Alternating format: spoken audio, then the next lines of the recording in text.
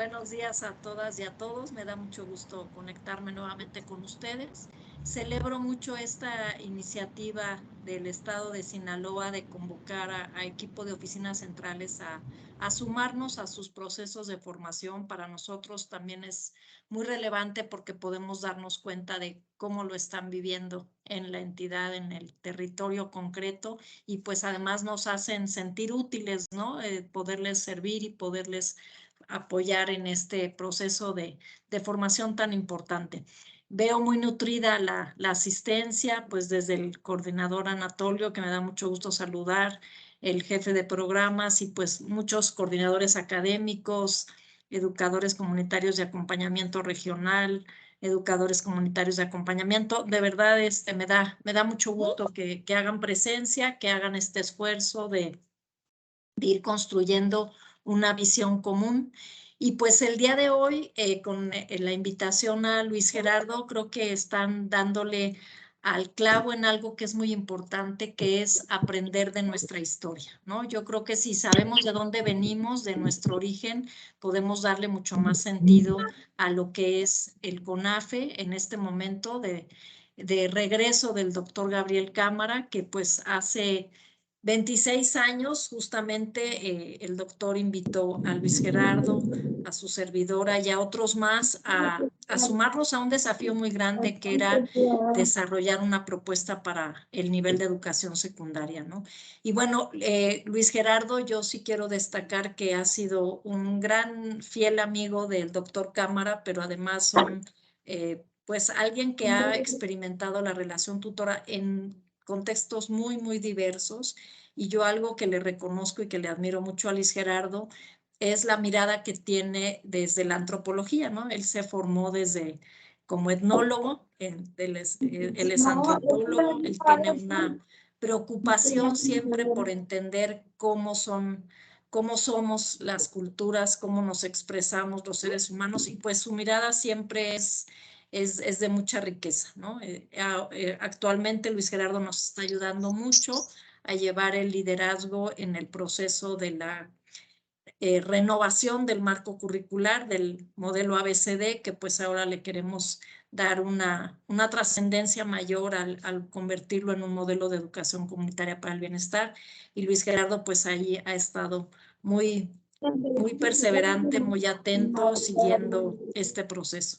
Pues me da mucho gusto, Luis Gerardo, que les vas a poder compartir aquí a los sinaloenses tu vivencia. Creo que eso es lo más rico, desde tu experiencia, cómo ha sido el origen de la relación tutora, cómo se ha ido gestando, todo lo que le has ido aprendiendo al doctor Cámara, sin lugar a dudas. Y pues celebro mucho, me da muchísimo gusto verte aquí, verte con los sinaloenses, a quienes les tengo un especial cariño, porque pues hay una partecita de mí que se siente sinaloense. Así que pues les deseo una jornada muy feliz. Me encantaría quedarme a escuchar a Luis Gerardo, pero tengo que ir a una reunión que ahorita me están convocando. Los saludo y los abrazo con mucho cariño y les deseo una jornada muy, muy nutrida, muy rica. Un abrazo, que estén muy bien. Muchas gracias. Y muy bien, muchas gracias, maestra, por ese mensaje para el maestro Luis Gerardo. Para dar continuidad, tendremos la intervención, como bien lo mencionó el maestro Juan Carlos, de 3 figuras, educadores comunitarios de acompañamiento, que nos compartirán su experiencia. Para dar inicio a esta actividad, estaría presentándose en primera instancia de la región El Fuerte, Jennifer Baez Soto. Adelante, compañera. Buenos días, compañeros, ¿me escuchan? Claro que sí, Jennifer, adelante. Muy bien. Pues mi nombre es Jennifer Baez Soto, ECA de aquí de la región del Fuerte. Sí, al momento de estar dándole lectura a lo que fue el artículo de la revista de CISIO, del breve recorrido desde que se plantó la semilla de la relación tutora y su crecimiento y construcción hasta lo que es la actualidad. Bueno, pues al estar dándole lectura y reflexionar sobre este documento, me di cuenta pues de todos los retos que a lo largo de los años se han tenido que afrontar para lograr la implementación del modelo ABCD y que este se lleve a cabo. También me di cuenta con las grandes experiencias que mencionan todos los compañeros que la educación cambia radicalmente cuando se le presta mayor atención al aprendiz, en este caso pues son nuestros estudiantes, y al aprendizaje que el estudiante está obteniendo. También la importancia de la relación donde dos personas discuten un tema de interés, donde se toma el tiempo necesario para trabajarlo, dar a conocer todas las dudas y observaciones que se presentan, donde se fomenta en mayor medida el diálogo, donde se convive, se aprende, donde se toma en cuenta el ambiente en el que se desenvuelve el estudiante, lo que a él le interesa aprender y cómo lo quiere aprender.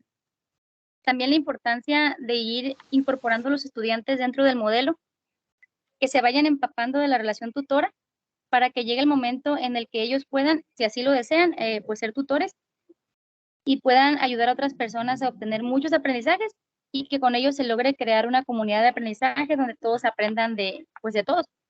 También al reflexionar con este artículo, pues veo las ventajas que nos brinda la relación tutora, que esta provoca el despertar de los estudiantes, que ellos crean en la capacidad que tienen de aprender, conocer que la relación tutora se puede dar hasta con los alumnos más pequeños y pues que el modelo BCD se puede implementar con ellos siempre y cuando pongamos a volar nuestra imaginación para hacer de este proceso de aprendizaje pues algo llamativo y placentero, que este modelo impacte tanto en los estudiantes y pues que ellos dejen de lado la timidez y que se abran las puertas necesarias hacia la exploración y las ganas de aprender día con día cosas nuevas. Y pues esa es mi intención. Sí, buenas tardes. ¿Sí nos escuchan? De lo que es el artículo.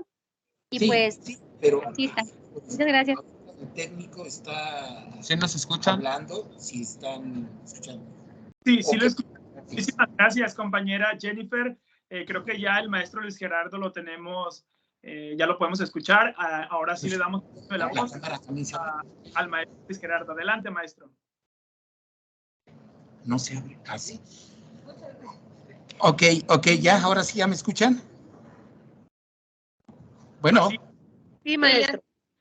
Bueno, les decía yo que de manera breve agradezco las palabras de la maestra Pilar y agradezco la atención que todos ustedes tuvieron para leer esta pequeña historia, que es un recuento muy apretado de una parte de mi vida, de la historia que viví con el doctor Gabriel. En este momento, pues nada más agradezco su atención y voy a estar atento para sus reflexiones y poder retomar las ideas y dudas que ustedes tengan para la exposición en un ratito más. Gracias. Los escucho.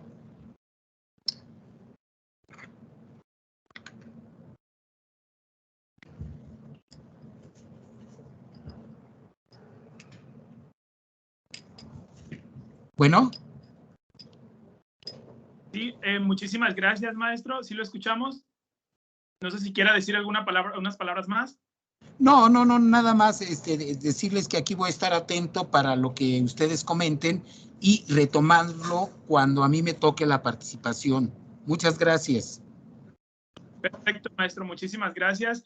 Entonces, pues ya después de haber escuchado también al maestro y después de haber escuchado a la figura educativa comunitaria de acompañamiento del Fuerte Jennifer, entonces, pues le damos el uso de la voz al siguiente compañero, quien nos dará su participación de acuerdo al artículo del maestro Luis Gerardo, el compañero educador comunitario de acompañamiento, Guillermo Ramón de Jesús Ruiz, de la región Mochis. Adelante, compañero. Bien, buenos días, compañeros. Muchas gracias por la oportunidad. Pues saludar primero que nada al profesor Luis Gerardo y a las presentes. Muchas gracias por la atención. En la parte sobre la semilla de la educación que hemos visto ahí en su revista, estoy admirado el trabajo que ha hecho, profesor. En la parte que nos da sobre la semilla de la educación y los intercambios de información que hemos tenido, el crecimiento del CONAFET, siempre he estado muy admirado por el trabajo que se ha realizado. Pues vamos a utilizar la metáfora que usted nos está planteando ahí, es la semilla de un árbol, vamos a decir. Los frutos, la semilla empieza enterrándose en la tierra y también desde un punto también escogemos el lugar donde se va a enterrar. Sabemos que ese es el lugar estratégico donde mejor va a crecerla. Igual lo estamos viendo con los niños de esa manera. los alumnos, con el crecimiento, con la organización y la planeación del trabajo que hemos tenido en el CONAFE, con la reunión, con la relación tutora que se va creando. Vamos viendo un crecimiento en los niños. Vamos a decir que es esta unión que tenemos con ellos, con los alumnos, con los ECA. Nosotros como ECA, las gotitas de agua que nos dan nuestros coordinadores, las personas en las oficinas, nos están haciendo crecer más todavía. En la relación tutora, el maestro se convierte en el maestro y el tutor de los alumnos. Podemos decirlo que casi como un mejor amigo le enseña a su amigo a aprender a hacer algo. O también en algunos puntos, casi como la enseñanza de un hermano mayor que se vive el día a día. Nos estamos también viendo con la parte de lo que leímos en la revista del Decicio, profesor. Cuando hablamos sobre la red tutora y hablamos también sobre una telaraña y cómo todo se va entretejiendo para crecer unos con otros de los conocimientos nutridos de las personas que vienen enseñándonos los temas. Hay una palabra que dijo nuestro anterior presidente que dijo, poco cuentan, lo cuentan poco, pero cómo cuentan. Todo el trabajo que le vamos brindando a cada uno de los alumnos se va transmitiendo de uno en uno. Este es un tema que a mí me apasiona mucho porque en el punto en el que el niño deja de estarte preguntando tanto y él comienza a ser autor de su propio conocimiento, él decide qué es lo que quiere aprender, es la parte que nos encanta ver del crecimiento de los alumnos. Ellos llegan a contar sus historias a su casa, en esa mesa donde el trabajo que nosotros estamos realizando a ellos los apasiona también. Y mamá, aprendí esto. Y la mamá se interesa porque dice, wow, mi niño está aprendiendo también. Ahí es cuando empezamos a ver los frutos de esta semilla que se plantó en el CONAFE. Y retomando lo que el profesor Luis Gerardo nos platica y nos plasma ahí en la revista, con el breve recorrido que ha tenido, llama mi atención y me hace recordar todos esos momentos de la enseñanza que he tenido aquí en el CONAFE, el crecimiento de los modelos educativos. He tenido el conocimiento gracias de que he podido ver el avance de este modelo desde que inició, gracias a Dios. Y he visto resultados grandísimos. He visto niños hoy en día que se están convirtiendo en profesionistas, niños que estuvieron en 6º año un día. En mi participación está eso, la forma en la que las semillas se están nutriendo con todo el conocimiento de nosotros, cómo se está transmitiendo. Y muchas gracias y aquí dejo mi participación. Es que compre cosas. Nomás que pocas veces estoy en mi casa. Oye, ese que tienes en el baño es muy bueno, ¿verdad? La que no sí, compañeros, les encargamos.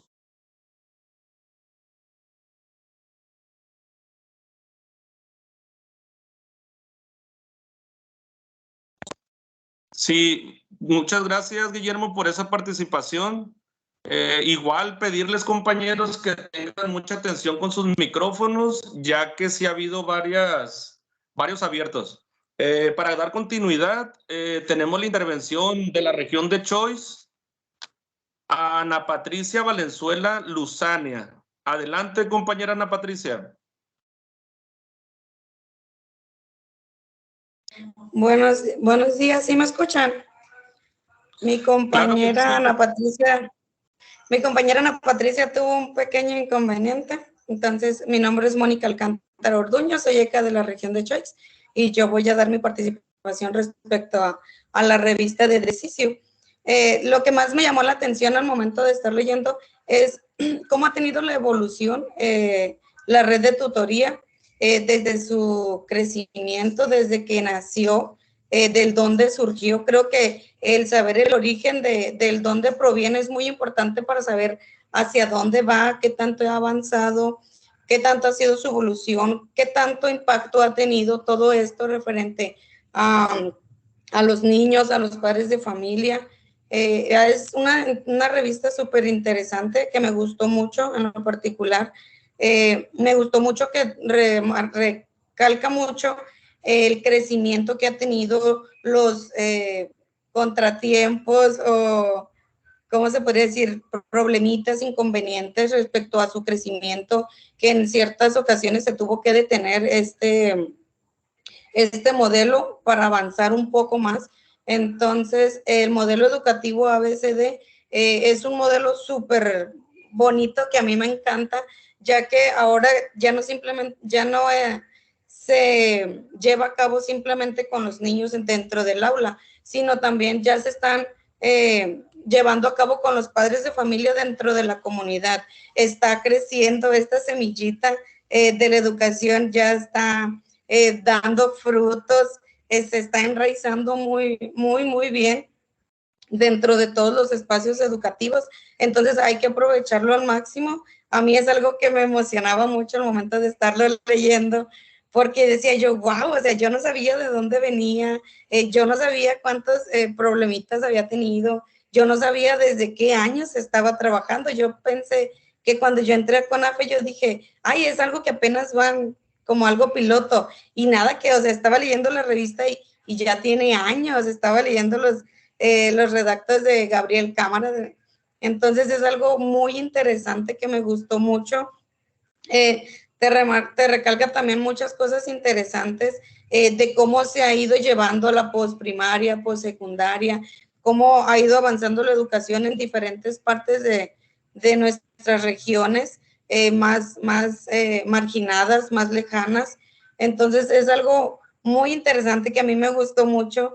Entonces es algo que tenemos que llevar en la práctica diaria con los niños, el cómo nosotros les vamos a transmitir todos esos conocimientos, esas emociones, para que a ellos les atraiga mucho más el querer aprender, el querer investigar, el querer conocer, para que ellos creen, inventen, innoven, se les abra su imaginación, y una vez abriéndose su imaginación, la creatividad llega y es muchísimo más enriquecedor el conocimiento que ellos van a adquirir por voluntad propia. Creo que teniendo la voluntad propia de aprender, creo que los conocimientos son aún más mayores que el estarlos ahí tediosamente, teniéndolos ahí estrictamente, no sé, bien derechitos, vas a aprender esto y esto, dándote la libertad de aprender lo que tú quieres. Creo que es más enriquecedor tus conocimientos. Pero sí, quiero felicitar al encargado de esta revista de hacernos llegar tanta información muy importante, muy relevante para todos. Y hasta aquí mi participación. Muchas gracias. Al contrario, compañera, muchísimas gracias, Mónica Alcántar. Sin duda alguna, una excelente participación, y creo que nos motiva si nos interesa un poquito más al saber esta información de este artículo del maestro Luis Gerardo. Y por ello, pues, sin más, ahora sí le damos el uso de la voz al maestro Luis Gerardo Cisneros Hernández, quien nos hablará de este artículo y nos dará su intervención al respecto. Y maestro, pues nada más hacerle la pregunta cuando guste que le proyectemos, nos comenta, ¿sale? Adelante, maestro. Bienvenido. Tiene su micrófono apagado, maestro.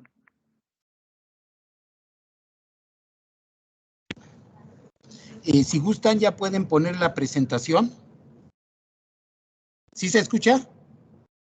Sí, maestro, sí lo escuchamos. Ok, y de mientras que ponen la presentación, pues yo debo de agradecer al doctor Anatolio Lugo, pues su participación aquí en Sinaloa, y agradecer la invitación a él, a Juan Carlos, a Paula y a muchos más amigos de por allá de Sinaloa.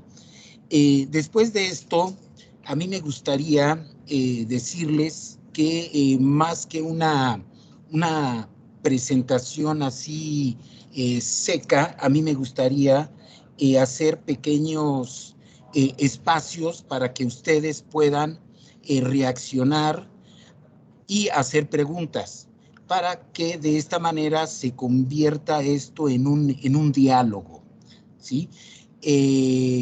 con todas las ganas. Mi interés es precisamente satisfacer las preguntas y, sobre todo, continuar en la reflexión, profundizar en la reflexión sobre esto que tanto nos atrae, que es la relación tutora. Bueno, sin más, yo voy a empezar y le voy a decir a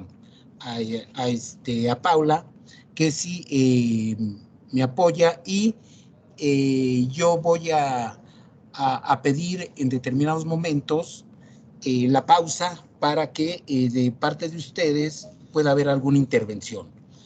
Bueno, miren, una de las cosas importantes es ver que la historia es algo vivo, es algo que tiene sentido siempre y cuando satisfaga necesidades del presente. Es decir, ahorita nos vamos a meter en una especie de túnel del tiempo. Ahí pueden ver la imagen de Dalila en un collage y ella nos va a guiar. Ella es una de las fundadoras de todo este proceso y a la cual invité lógicamente aquí de manera imaginativa para que nos ayude en este recorrido. Miren, vamos a entrar a esta historia en un ir y venir del presente al pasado y del pasado al presente en diferentes momentos, solamente trayendo cosas que nos hagan sentido. Si le pasas a la siguiente lámina. Bueno, lo primero que hay que ver es que este túnel del tiempo nos lleva a la década de los 90. 1990, se oye lejano, y más si uno habla que del siglo XX, hasta suena espantoso, la última década del siglo XX. Bueno, en esta época estaba de presidente Carlos Salinas de Gortari y había una de las regiones más pobres del país. Yo sé que en México y en todo el mundo hay muchas comunidades pobres. Esta comunidad es Valle de Chalco y resultó interesante que por cuestiones políticas ahí surge el programa Solidaridad de apoyo a los pobres y también por cuestiones políticas a nivel mundial hace su visita el Papa Juan Pablo II.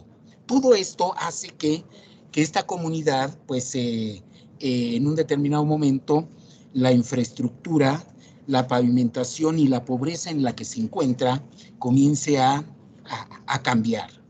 Lo interesante y que me gusta centrarme en esto es hablar de la pobreza, del pandillerismo, de la violencia en todos sus sentidos, de una comunidad marginal, de una comunidad que está muy cerca de la Ciudad de México.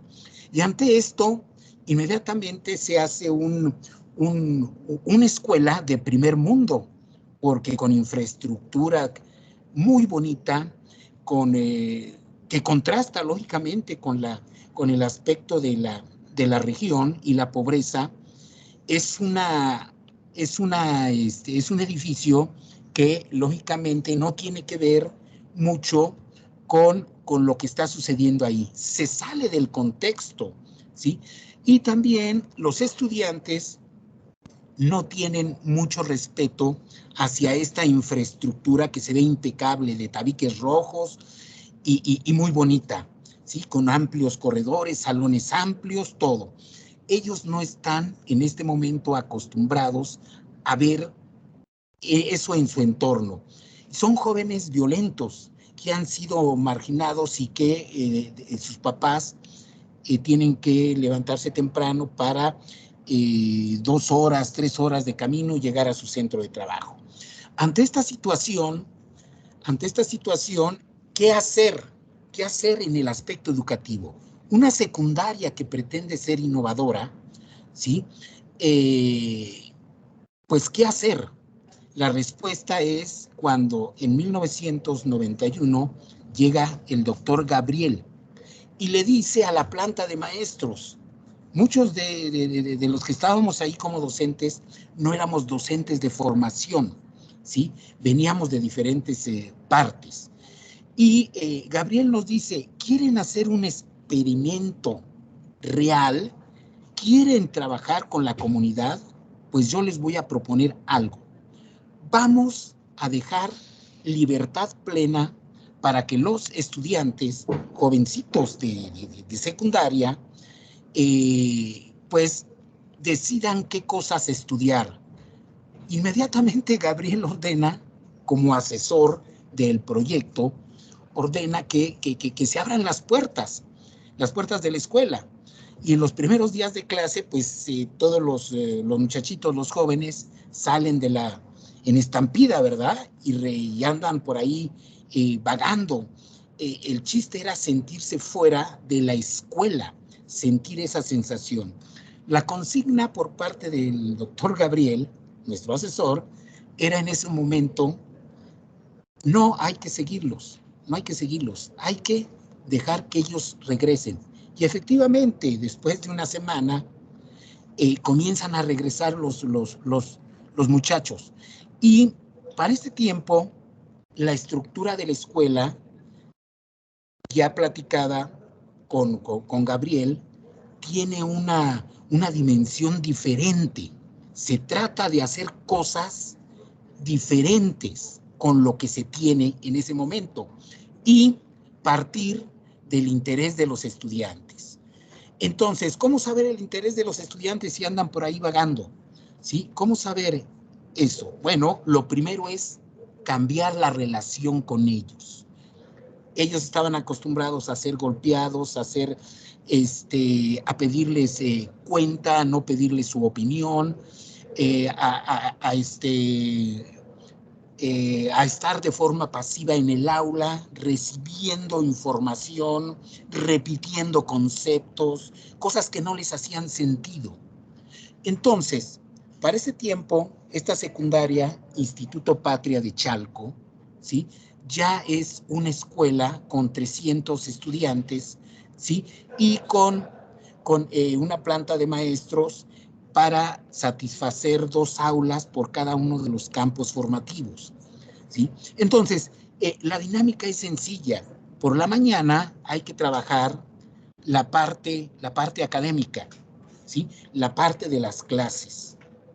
Y en la tarde es destinado a la cuestión de los proyectos. Estos proyectos que son proyectos relacionados con la comunidad, en ese momento que tendrían que ser, por ejemplo, caja de ahorros, la alimentación, la cuestión ecológica y algunos proyectos que el doctor Gabriel había propuesto, como estufas ecológicas que prendían inmediatamente para hervir el agua, o unos baños ecológicos que separaban el líquido del excremento, pues, ¿no? Entonces, ese tipo de innovaciones para este contexto eran bienvenidas, pero la gente, los que estamos ahí, estábamos acostumbrados principalmente a la visión de contar con nuestro drenaje y todo eso. Eso era algo diferente.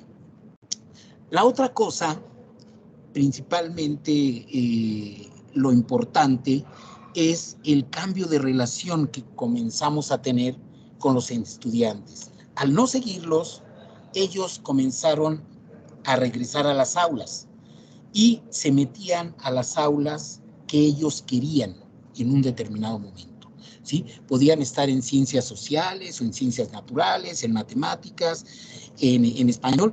Era un caos para nosotros maestros que pensábamos todavía de manera tradicional. Lo que proponía el doctor pues no tenía sentido. ¿Cómo hacerle caso a los estudiantes? ¿Cómo seguir su interés? Y el programa de estudio y las materias y lo que tenían que estudiar. Entonces fueron problemas que poco a poco se fueron resolviendo. Un poco para avanzar, les diré que el cambio de relación, el tener la libertad, el diálogo y comenzar a trabajar en el ambiente de confianza con los estudiantes ayudó a que ellos se formaran en una sociedad de alumnos. Y al poco tiempo, ellos ya se hacían cargo de la escuela. Era interesante ver, por ejemplo, cómo las muchachitas, intrigadas por ver lo que pasaba en el baño de los hombres, ellas hacían el aseo de los hombres y los hombres hacían el aseo del baño de las mujeres. Esto luego pasó a ser una anécdota más, y la vida de la escuela comenzó a tener un rumbo diferente. Los estudiantes se organizaban y ellos mismos proponían lo que se iba a ver en los eventos cívicos, ¿sí? Si le puedes dar vuelta a la lámina. Lo interesante aquí fue que el cambio en la relación que se tenía con los estudiantes, al no verlos como objetos a los que hay que llenar de conocimientos y pedirles su opinión, eso hizo la gran transformación. Parece una cosa boba, pero al tratar como persona con dignidad a cada uno de los estudiantes, ellos comenzaron a participar de manera más amable. Era tierno ver cómo el noviecito, cómo entraban los noviecitos agarrados de la mano al salón y se comenzaban a apoyar en el estudio de las materias que ellos habían elegido, ¿sí? En un semestre elegían ciencias sociales, inglés y español, y en el otro matemáticas, inglés y ciencias naturales. De tal manera que el ciclo escolar les daba para ver todas las asignaturas de manera tranquila. El hecho de entablar el diálogo, y el diálogo visto como lo que aparece en la imagen. Esta imagen es muy actual, pero el diálogo no implica yo te pregunto y tú me respondes. No, este tipo de diálogo iba más encaminado a yo te pregunto, te doy tiempo para que reflexiones, trato de meterme en tu cabeza para que tú me digas qué es lo que está pasando. En un tratar de adivinar tu pensamiento, yo me voy a dar cuenta de qué es lo que te hace falta. Y ahí, lo que te haga falta, desde ahí empezamos, ¿sí? Entonces, mucho de la tutoría actualmente es eso. El tutor, más que hablar, tiene que escuchar y tener momentos oportunos para interrogar y hacer preguntas clave, preguntas detonadoras, no preguntar por preguntar. Lógicamente, en este tiempo, en la secundaria de Chalco, no se tenía este avance que ahora se tiene, ¿verdad? De preguntar y esperar, sino que uno se preguntaba y uno mismo, de manera automática, hasta uno mismo se contestaba. Estábamos hablando de que todavía no había tutoría, o tutoría se estaba entendiendo de otra manera. Tutoría en este momento se entiende como el apoyo que puede brindar un estudiante a otro, nada más, el apoyo. Y lo único que se alcanzaba a vislumbrar era decir, bueno, no le des las respuestas, ¿sí? Pero nosotros, los maestros de ese tiempo, ¿sí? Dalila era una de las maestras de ciencias naturales, yo en ese tiempo daba ciencias sociales, y lo que se alcanzaba a percibir era el trato humano, el trato respetuoso. Todavía no existían ni las redes de tutoría, ni las comunidades de aprendizaje, como después lo van ustedes a ver. Si le podemos cambiar la lámina. En esta secundaria, las reflexiones son las siguientes.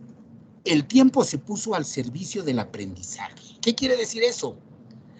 En un día, un estudiante podía estudiar el tema que quisiera durante todo el tiempo, durante toda la mañana, ¿sí? De 8 de la mañana a 11 y después seguirse, si quería, con un solo tema. El tiempo estaba al servicio del aprendizaje. Lógicamente, para los estudiantes y para los maestros de ese tiempo, esto era algo nuevo.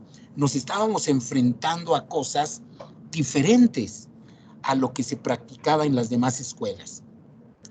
Otra de las cosas interesantes es que el espacio, todo espacio era un lugar para aprender. ¿Qué quiere decir esto? Que los estudiantes estaban en el patio o estaban en la cancha y ahí mismo estaban estudiando, ¿sí? Se metían al salón a preguntar alguna duda o a tener algún material de ahí o alguna otra cuestión.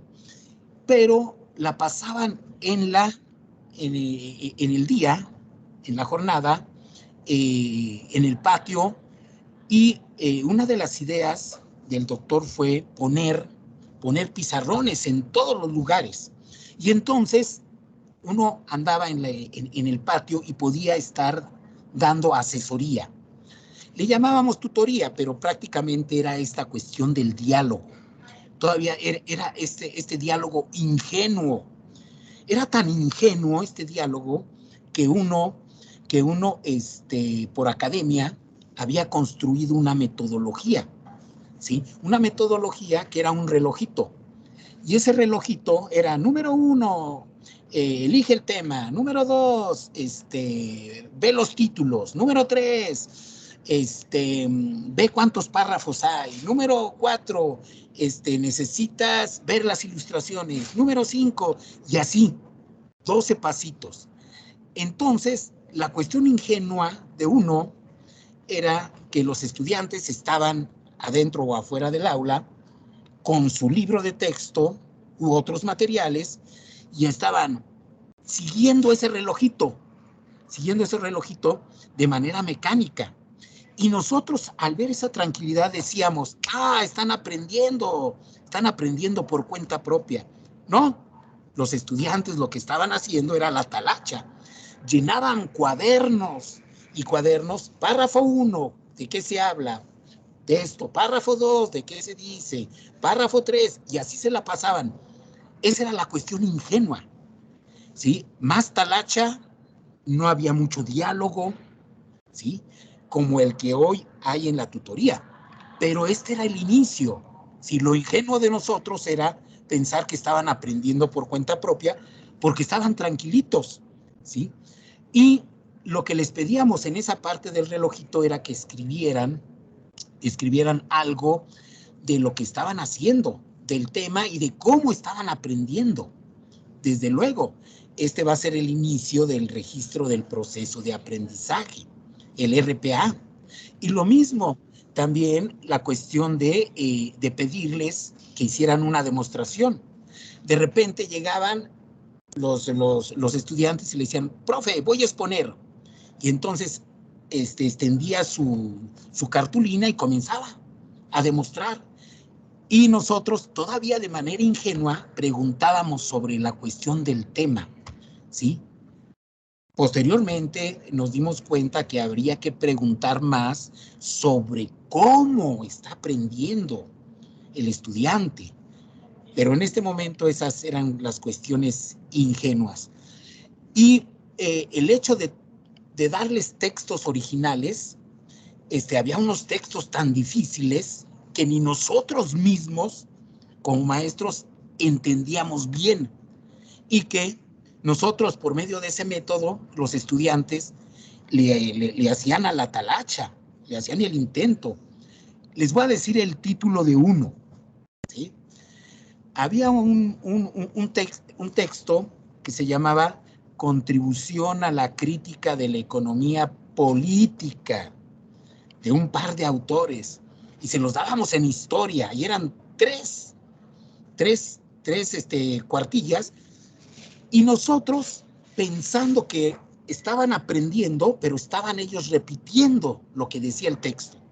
Y en la demostración lo repetían y nosotros nos quedábamos con esa idea de manera ingenua.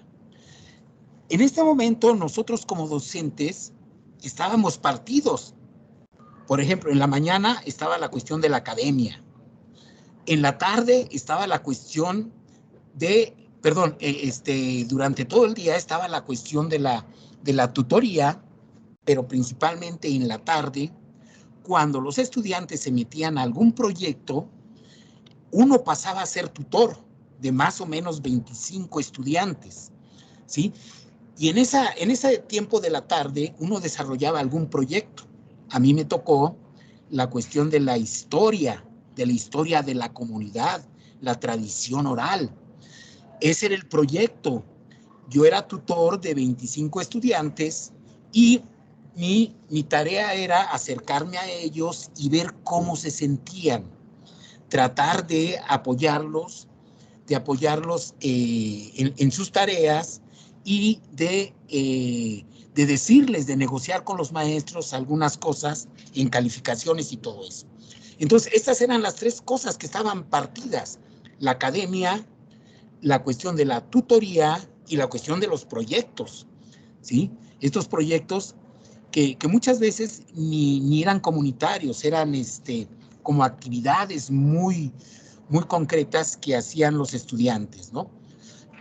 Ojo, porque estas tres cosas separadas, posteriormente se van a juntar, y la tutoría con lo académico y la cuestión de los proyectos van a ser una sola cosa, ¿sí? Y el concepto de tutor va a ser diferente, ¿sí? Una de las cosas importantes aquí, y yo lo veo como un paso hacia la tutoría como la conocemos, fue que los estudiantes más aventajados eran los que pasaban a ser ayudantes del profesor. Ahora sabemos que estos estudiantes que dominan un tema son tutores, ¿verdad? ¿Sí? Bueno, ahí en la lámina pueden ver dos productos interesantes, ¿no? De los proyectos que se estaban dando en ese momento. Me centro en el de experiencias de Radio Jico, que era un saloncito con unos micrófonos donde se grababan y se hacían entrevistas, como prácticas de español, de lenguaje y de todo esto, ¿no? Si le damos a la siguiente lámina, y aquí ya viene un paso muy interesante, ahí podemos ver al equipo de la postprimaria, ¿sí? La experiencia en Valle de Chalco se terminó, concluyó, no hubo mucha sistematización, pero mucho de la experiencia de aquí, de Valle de Chalco, pasó a esta postprimaria de CONAFE. Ahí podemos ver los años del 96 al 2003. Quienes conozcan a Dalila, ahí la pueden ver, estaba muy jovencita. También puede ver al doctor Santiago, ¿sí? Ahí, en ese momento, estudiante de matemáticas. Ahí estamos en una de las formaciones, que se daban en San Cayetano. El que está sentado, uno de los que está sentados ahí, es el actual COT de Yucatán, el doctor Daniel, y la que está parada junto a una china, a Marta, es Araceli Castillo. Actualmente es la COT de Morelos. Por ahí podemos ver a nuestro antiguo y fiel colega José Sena de Durango, pues, ¿no? Entonces era un equipo que estaba experimentando la cuestión de la relación tutora. Si le pasamos a la siguiente lámina, y ya nos encontramos en CONAFE. Invitan al doctor Gabriel a tener una experiencia educativa, y el proyecto se llama Postprimaria, después de la primaria, ¿sí? Y Gabriel, con su manera de pensar de que lo que cambia las cosas son las relaciones que se dan entre las personas, esta es la fuerza que mueve todo, las relaciones, propone una opción educativa flexible para estas comunidades de CONAFE. Son ocho estados los que empiezan la postprimaria, y una de las tareas importantes es que la metodología, que en Valle de Chalco eran muchas metodologías, era metodología de español, de ciencias naturales, de sociales, y que se hacían como siguiendo el relojito de los 12 pasos, ahora aquí se funde, y mucho de esta tarea la va a realizar la maestra Dalila, ¿sí?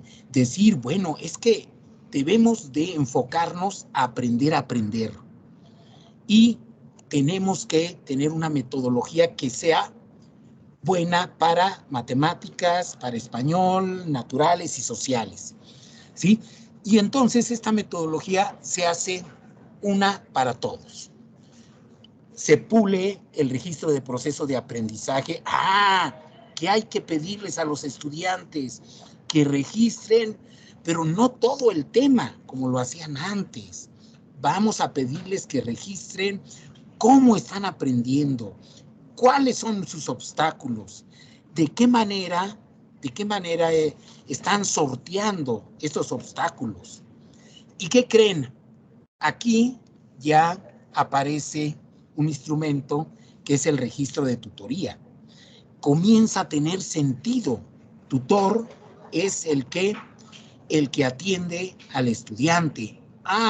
Y entonces tiene que hacer un instrumento, un registro de cómo está haciendo esa tutoría. Y luego la platica con el estudiante y comparan sus escritos y se van dando cuenta de cómo van avanzando. Posteriormente va a surgir algo que se llama el guión de tutoría, que es una especie de planeación que se va a hacer cuando uno va a tutorar. Todavía aquí hay una serie de obstáculos muy importantes, porque el equipo de la postprimaria, aquí se encuentra la maestra Pilar en Sinaloa, trabajando de manera muy fuerte en esta metodología. El obstáculo es que nuevamente se convierte en una metodología mecanizada. A ver, número 1, elige el tema. Número 2, haz esto. Número 3, haz lo otro. Número 4, ahora explícame lo que aprendiste. Número 5, demuestra. Número 6, y hasta ahí nos quedábamos. ¿Cómo hacerle para que no se mecanizara? Pues, ¿qué creen? Eliminar la metodología. Híjole, quitarla. ¿Cómo quitarla? Pues olvídate de la metodología, y cuando estés trabajando con un estudiante, comienza a reconstruirla. Entonces, si uno estaba estudiando con Juanito, uno decía, a ver, Juanito, ¿qué fue lo primero que hiciste? Elegí el tema. Ándale, entonces ponle ahí. ¿Y luego qué hicimos? Platicamos. Ándale, diálogo. ¿Y luego qué hicimos? Me puse a registrar. Ándale, ponle ahí registro. Entonces, se reconstruía en cada tutoría, se reconstruía la metodología. Esto ayudó mucho para que no se mecanizara y se tuviera como receta, ¿sí? Entonces, eso fue algo muy, muy interesante y fue un gran paso. Ahora ustedes cuando son tutores, en cada tutoría como que hacen esta reconstrucción, ¿sí? Como para afirmarla, como para saber que se está entendiendo este ciclo de la tutoría. Otra de las cosas importantes fue que se dio en este momento fue la polivalencia. Fíjense que nosotros estábamos los asesores, éramos especialistas en alguna de las materias, en alguno de los campos. Y cada uno dábamos nuestros talleres a los entonces instructores, ¿sí? Les dábamos el taller, yo les daba el taller de historia, después Santiago les daba el taller de matemáticas y luego el de inglés y así. Y los instructores cachaban todo, iban cachando todo y ellos sí se tenían que enfrentar a la realidad y decir, bueno, tenemos que implementar todo esto. ¿Y qué creen? El doctor Gabriel nos dio una sacudida y nos dice, ah, sí, pues ahora tú que eres especialista en historia, estudia matemáticas. Y tú que eres en matemáticas, estudia español. Y tú inglés. Y todos vamos a estudiar cosas diferentes. Me acuerdo que yo empecé a estudiar la cuestión de los ángulos. Y mi primera demostración fue la diferencia entre ángulos agudos, obtusos y toda esta clasificación de los ángulos. Esa fue mi primera demostración. Todo nervioso, ahí estaba. Y luego pasó Santiago, y luego pasó Araceli, y todos a demostrar. Y entonces nos dimos cuenta de la situación que vivían los instructores. Y entonces eso nos hizo ser empáticos y nos hizo decir, ok, vamos a volvernos polivalentes. Y otra de las cosas interesantes que se descubrió en esos seminarios de formación que duraban 3, 4 meses, donde el doctor Gabriel nos llevaba a unos espacios acá por el Estado de México, San Cayetano, y ahí veíamos temas. Fíjense